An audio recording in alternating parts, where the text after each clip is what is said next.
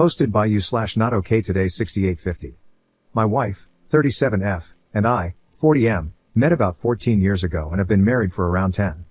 We have two wonderful kids, 6 and 4 years old. Despite the years, to this day, she remains the most beautiful and smartest woman I've ever met. She's been my reason to live since we got married.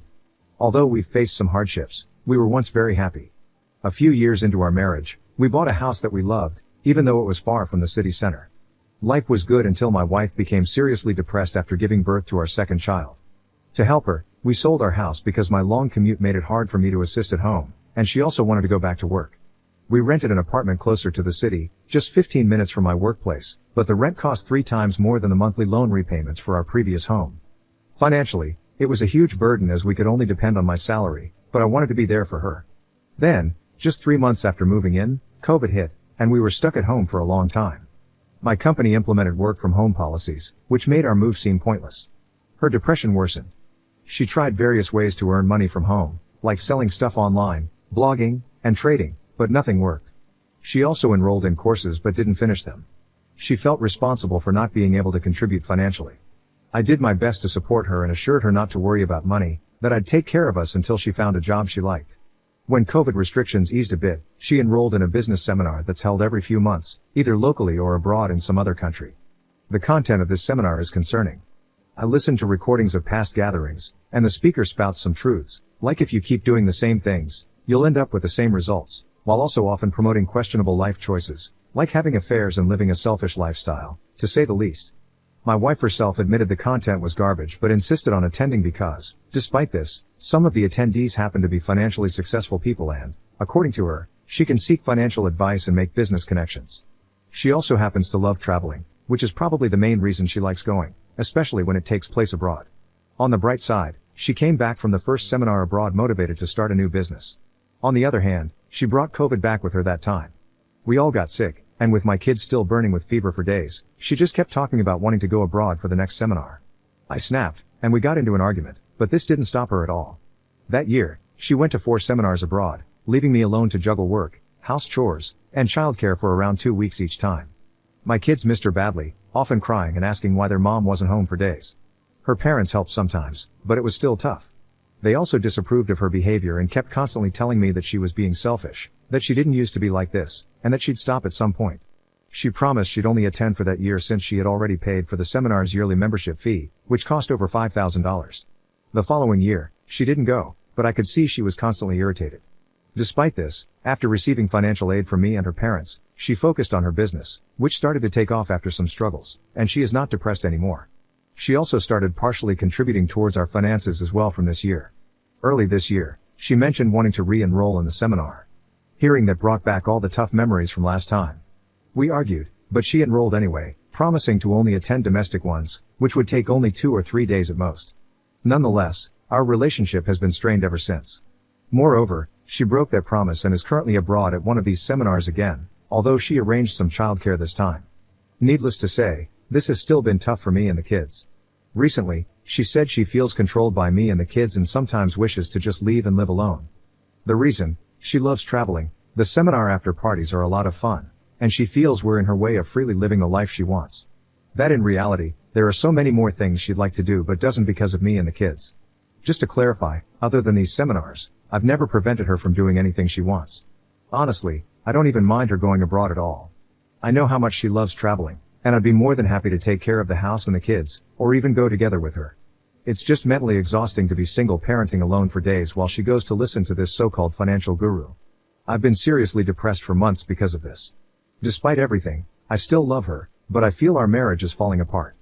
Thoughts of ending everything once and for all have crossed my mind, but I think about our kids and try to stay strong for them. Honestly, I don't know what to do anymore. There are just so many thoughts in my head right now. Can I save my marriage? Update 1 month 2 weeks later. I just found out my wife has been cheating on me with multiple partners for the past 2 years. I'm in shock, and I really need some advice right now. My wife, 37F, and I, 40M, have been married for 10 years, and we recently celebrated our anniversary. We have 2 wonderful kids together. Since the beginning of the year, things have been off between us. She's been acting strangely, irritable, avoiding me, and we haven't been intimate much. Some days she's happy, and on other days, she's fully irritated. Sometimes she's a great mother to our kids, while at other times, she wishes they had never been born. Recently, I had to go to the urologist for a UTI, and the test suggested it might be an STD. This was a huge shock because I've never been with anyone other than my wife since we started dating. Right now, she's away at a so-called business seminar, which I talked about in a different post. She has been keeping diaries for over a decade, and out of desperation, I read them for the first time ever. It turns out she's been having multiple affair partners for the past 2 years. In particular, there was one affair that lasted over a year, and it seems part of her irritability was due to her lover moving on to someone else. I also discovered she has a hidden Tinder account and has been meeting with other men regularly. I am devastated beyond words. I feel lost and unsure of what to do, especially since we have 2 little kids who mean the world to me. I need some advice on how to handle this situation. Should I confront her immediately? Should I consult a lawyer first? How do I even begin to process this betrayal and protect my kids through all of this? Thank you for any guidance you can offer during this incredibly difficult time. Second update 1 month 1 week later. Thank you all for your invaluable advice and support. It has been a tremendous help during this difficult time. After my last post, my in-laws kindly offered to look after the kids while my wife was away at her seminar. They remain unaware of the turmoil I've been experiencing. I used this time to go through her diaries and take pictures of their contents. Each entry felt like a stab in the back, leaving me in a state of shock and disbelief. I just don't recognize the person I thought I knew and loved for over a decade anymore. To avoid going into too much detail, the revelations in the diaries would make any movie or TV series I've ever seen pale in comparison. She has been involved with at least 6 different men over the past 2 years. These affairs occurred not only during her so-called seminars but also during short business trips, dinners, and other supposed work-related events. Meanwhile, I was at home, taking care of the kids and naively believing I was supporting her career. Some entries vividly describe how great these encounters were for her, all while expressing gratitude towards me for being a devoted husband and father, without a single trace of remorse. This lack of guilt and the extent of her deception make me question her emotional and mental state. While reading through the diaries, I felt an overwhelming sense of despair and seriously contemplated suicide. In the end, I sought refuge with friends for a few days, as I felt I couldn't be alone, otherwise, I might have done something irreversible. They supported me a lot during this time and helped me get in contact with a therapist. I'm now attending regular therapy sessions once a week. They also helped me get in touch with lawyers specializing in divorce. I'm also receiving treatment for my STD as well. Returning home after picking up the kids from my in-laws was an emotionally devastating experience. I couldn't bring myself to smile at all. At some point, while contemplating all the possible ways I could end my life, my daughter just looked at me and saw my face. Without saying a word, she came over and wrapped her arms around me. At that moment, I broke down, held her tightly, and burst into tears in front of her. She's my sweet angel, and the shame of having considered leaving my kids to suffer under their mother's disdain was almost too much to bear. For the first few weeks after finding out, I could barely sleep and had to rely on sleeping pills just to get through the nights. My motivation was at an all-time low, affecting both my home life and my work. I forced myself to continue exercising and found that it was the only thing that actually made me feel better during this time. To whoever said in the previous post that I shouldn't give up on exercising, thank you, you may have just saved my life. The stress intensified after my wife returned from her trip. Initially, it took all my energy to hide my disgust toward her and the knowledge I had gained about her actions. I've somewhat gotten used to this now, but it remains emotionally draining. She did notice that something was off, but still seems to believe that I am entirely unaware of what has transpired. Her lack of shame is staggering. Just recently, she asked me to buy her the expensive gift I promised for our 10-year anniversary, which I made an excuse not to buy yet, despite her going on another business trip the day after our anniversary, an event described in excruciating detail in her diaries. To make matters worse, she was even arranging to meet her latest partner on the day of my birthday. Nowadays, I've started to feel a lot better, thanks to exercise and therapy. I had never been to a therapist before in my life, and honestly, I regret not going sooner. Despite my wife betraying me in the worst possible way, part of me still thought that maybe all of this was my fault. Maybe if I had done this, or if I had put more effort into that. I blamed myself for a lot of things. My therapist helped me see that, while I could have done some things differently, in the end, I cannot be held responsible for the actions she chose to take, and no one deserves to be betrayed the way I was. If I'm at fault for anything, it's for blaming myself for everything, always putting her needs ahead of my own, and trusting her unconditionally without question.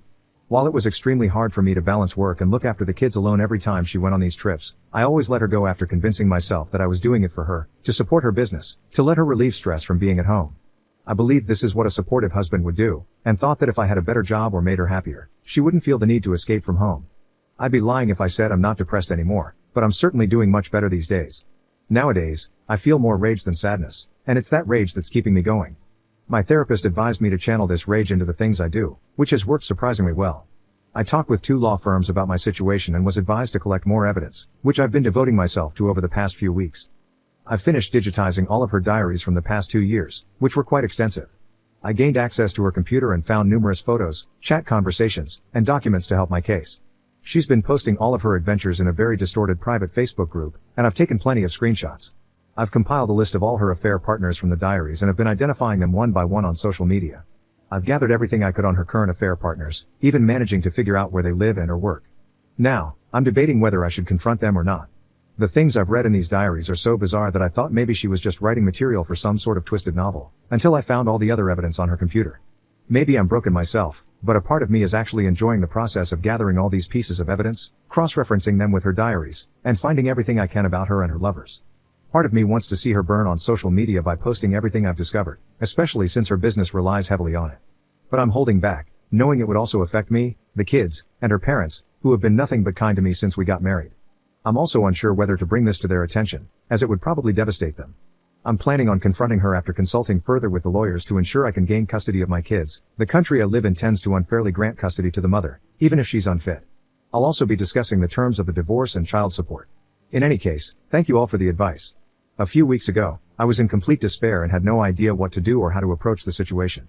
Now, little by little, I feel like I'm digging myself out of this hole I've been thrown into. Sorry if I don't respond to all your comments. Right now, my full attention is devoted to protecting my kids.